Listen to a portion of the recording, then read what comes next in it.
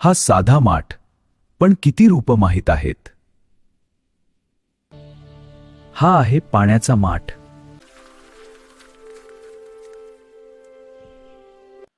हा आहे नवरात्रीतील घट, घटम.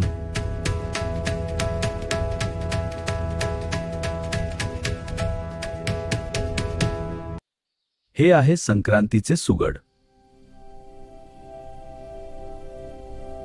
ही आहे दही हंडीची हंडी.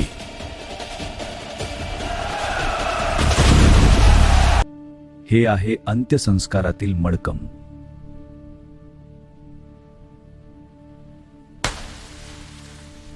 हे आहे दही लावायचं गाडगम.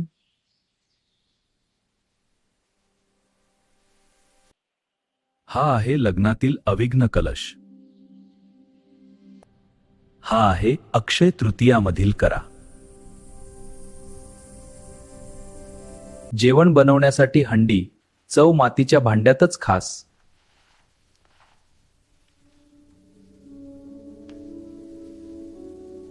भारतीय संस्कृतीचा खजिना. तुम्हाला किती माहित होते?